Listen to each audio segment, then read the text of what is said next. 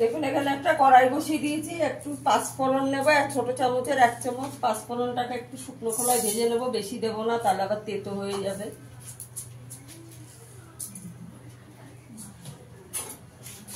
পাঁচফোড়নটাকে একটু ভেজে গুঁড়ো করে নেব।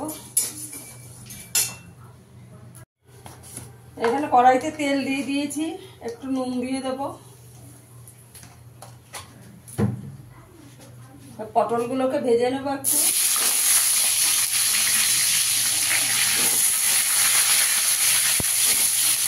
পটলগুলোকে একটু লাল লাল করে ভেজে নিতে হবে। বন্ধুরা একঘেয়ে পটল খেতে খেতে অরুচি হয়ে গেলে এই রেসিপিটা বানিয়ে দেখতে পারেন, খুবই ভালো লাগে।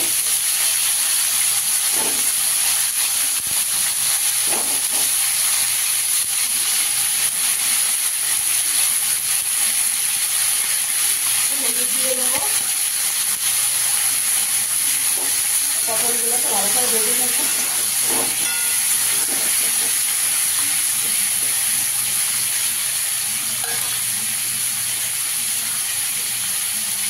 চাপা দিয়ে দেবো, পটলটা তাহলে একটু সেদ্ধ হয়ে যাবে। পটলটা ভাজা হয়ে গেছে, তুলে নেব। এখন একটু লাল লাল করে ভেজে নিয়েছি।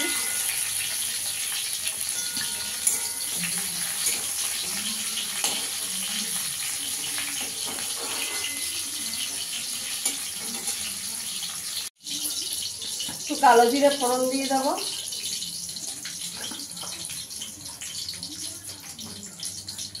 এখানে 1 চামচ আদা আর কাঁচা লঙ্কা বাটা দিয়ে দেবো।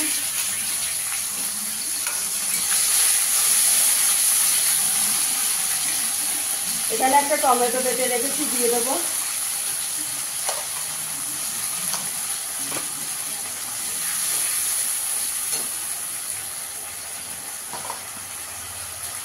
নুন দিয়ে দেবো।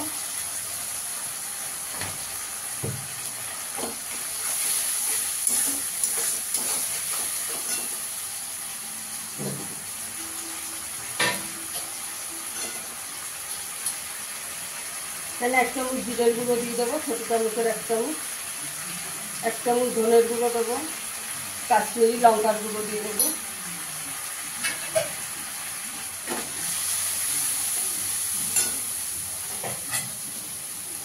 হলুদ গুঁড়ো দিয়ে দেবো।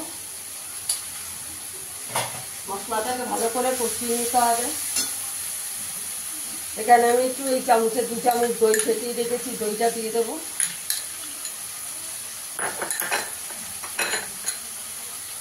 গ্যাসের আঁচটা কমিয়ে মশলাটাকে ভালো করে কষাতে হবে। দেখুন বন্ধুরা, মশলাটা ভালো করে কষানো হয়ে গেছে, এবার ভেজে রাখা পটলটা দিয়ে দেবো।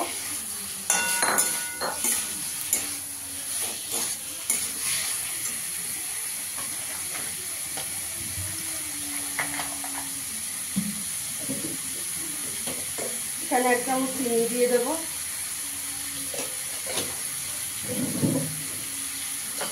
একটু জল দিয়ে দেবো।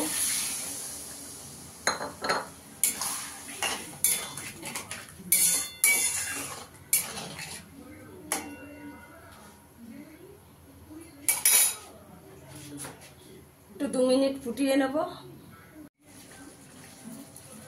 এবার যে পাঁচফোড়নটা ভেজে গুঁড়ো করে রেখেছি, পাঁচফোড়নটা দিয়ে দেবো।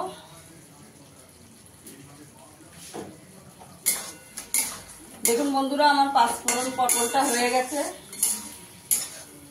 বন্ধুরা, আমার ভিডিওটা যদি ভালো লাগে লাইক করবেন, শেয়ার করবেন, চ্যানেলটিকে সাবস্ক্রাইব করে দেবেন।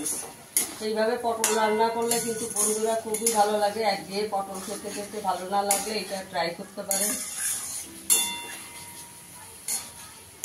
গ্যাসের আঁচটা বন্ধ করে দেবো, একটু চাপা দিয়ে রাখবো, আমি সার্ভ করে দেখাচ্ছি।